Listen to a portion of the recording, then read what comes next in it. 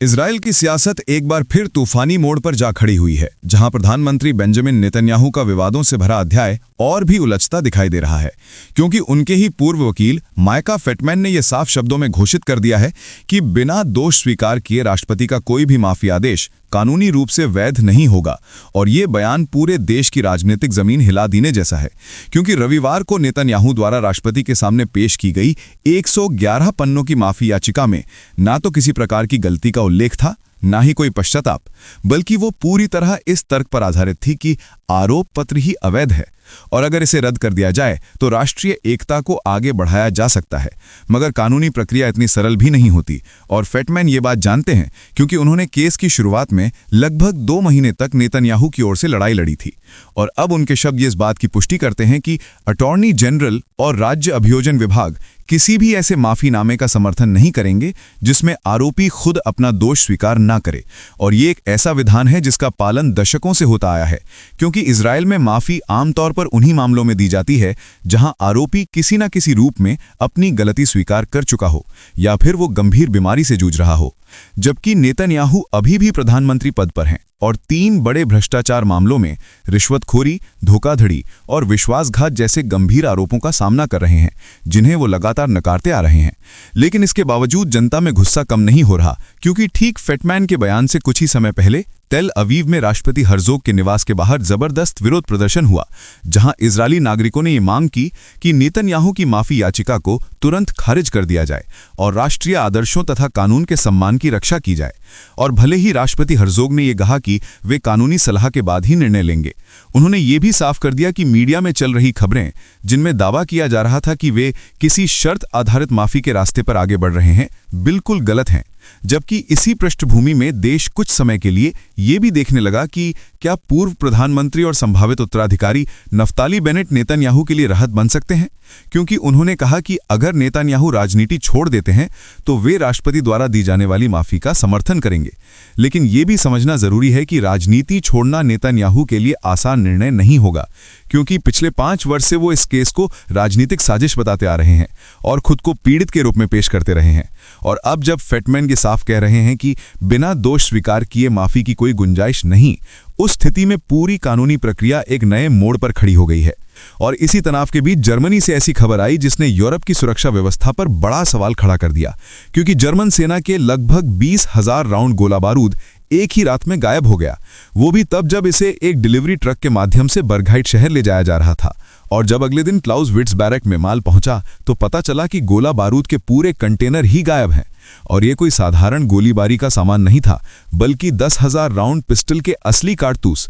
9,900 round assault rifle के blank bullet तथा धुआं पैदा करने वाले ग्रेनेड शामिल थे। और इस घटना ने जर्मन रक्षा मंत्रालय तथा पुलिस दोनों को उच्च सतर्कता में डाल दिया है, क्योंकि ये सवाल उठ रहा है कि ये भारी मात्रा में हथियार आखिर किसके हाथ लग गए होंगे। और ये भी जांच हो रही है कि ड्राइवर ने ट्रक को सुरक्षित पार्किंग में क्यों नहीं रखा, जबकि उसके पास विशेष हॉटलाइन की सुविधा थी और वो सैन्य सुरक्षा एस्कॉर्ट भी मांग सकता था, मगर उसने ट्रक को एक असुरक्षित पार्किंग में छोड़ा और खुद पास के होटल में सोने चला गया। और ये इस बात का संकेत है कि घटना पूरी तरह से आकस्मिक नहीं हो सकती, खासकर उस समय जब हाल के महीनों में इसी क्षेत्र में गोला बारूद गायब होने की कई घटनाएं हो चुकी हैं, जैसे अगस्त में 90 राउंड और कुछ सप्ताह पहले 180 राउंड गायब होना। और भले ही इन घटनाओं के बीच कोई सीधा संबंध अभी साबित नहीं हुआ है, लेकिन ये घटनाएं मिलकर यूरोप की सुरक्षा व्यवस्था के लिए एक बड़ा खतरा बन रही हैं। और इसी बीच दुनिया की नजर फिर से यूक्रेन पर टिक गई है, क्योंकि क्रेमलिन में 5 घंटे लंबी बैठक के बाद भी अमेरिका और रूस यूक्रेन युद्ध खत्म करने के किसी समझौते पर नहीं पहुंच सके।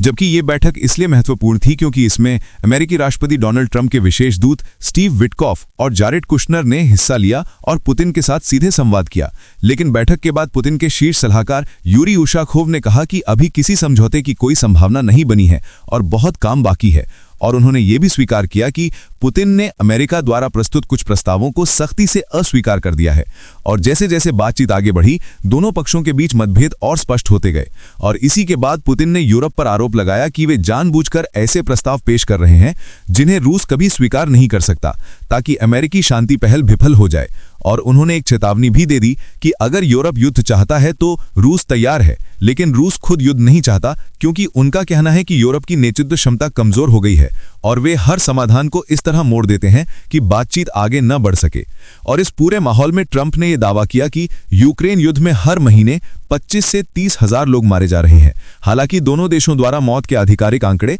बहुत सीमित रूप से जारी किए जाते हैं। और ऐसे माहौल में तनाव और बढ़ जाता है क्योंकि रूस 2022 से ये युद्ध लड़ रहा है और पश्चिमी देशों के साथ उसके संबंध शीत युद्ध के बाद सबसे खराब स्तर पर पहुंच गए हैं। और अब जब अमेरिका, रूस और यूक्रेन के बीच नए राजनीतिक प्रयास किए जा रहे हैं, तब पुतिन की ये टिप्पणी कि यूरोप युद्ध की तरफ बढ़ रहा है एक नए भू राजनीतिक संकट की ओर संकेत करती है। और इसी कड़ी में दुनिया का ध्यान अचानक दक्षिण अमेरिका की ओर घूम गया, जहां अमेरिकी राष्ट्रपति ट्रंप ने यह घोषणा कर दी कि वे जल्द ही वेनेजुएला में थल सेना हमला शुरू कर सकते हैं। और उन्होंने ये दावा किया कि वेनेजुएला के अंदर मौजूद ड्रग नेटवर्क भारी मात्रा में फेंटनिल बना रहा है और उन्हीं जहरीली दवाओं से हर साल हजारों अमेरिकी नागरिक मर रहे हैं। और इसी आधार पर उन्होंने ये कहा कि वो मादक पदार्थों से जुड़े गिरोहों को खत्म करने के लिए जमीनी कार्रवाई शुरू करेंगे। और ये पहली बार नहीं है जब अमेरिका ने वेनेजुएला की ओर आक्रामक रुख दिखाया हो, क्योंकि हाल के महीनों में अमेरिकी नौसेना कैरिबियन में कई जहाजों को निशाना बना चुकी है जिन्हें ड्रग तस्करी में शामिल बताया गया था। और इसी के चलते वेनेजुएला के राष्ट्रपति निकोलस मदुरो ने भी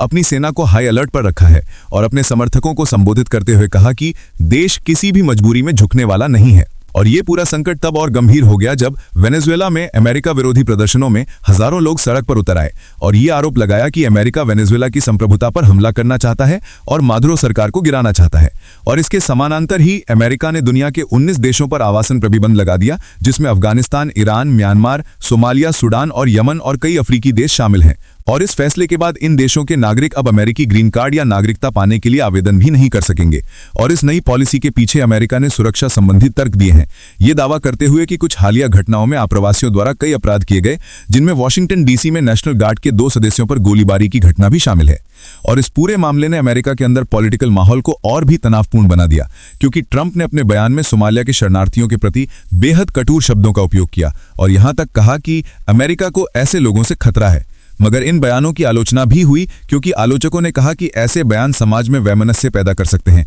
इसलिए अब ये पूरा वैश्विक परिदृश्य एक साथ सामने खड़ा होता है, जहां इजरायल की न्यायिक पॉलिटिक्स गहराती जा रही है, जर्मनी की सुरक्षा पर गंभीर सवाल खड़े हो चुके हैं, रूस, अमेरिका, यूरोप के बीच तनाव नई दिशा में मुड़ रहा है, वेनेजुएला पर अमेरिकी दबाव बढ़ रहा है और इमिग्रेशन नीति के कारण दुनिया के 19 देशों पर असर पड़ रहा है। और इन सब घटनाओं के केंद्र में विश्व राजनीति की अस्थिरता, कूटनीति की जटिलता और सुरक्षा चुनौतियों का विशाल जाल है, जो आने वाले महीनों में वैश्विक माहौल को और भी उलझा सकता है। जबकि हर देश की जनता अपने अपने नेतृत्व से ये उम्मीद कर रही है कि वे कानून, शांति, स्थिरता और मानवाधिकारों का सम्मान करते हुए ऐसे निर्णय लें जो दुनिया को और अराजकता की ओर ना ढकेले। लेकिन मौजूदा घटना ये दिखाती है कि रास्ता अभी भी कठिन और बेहद पेचीदा है और यही इस पूरी कहानी का असली निचोड़ है।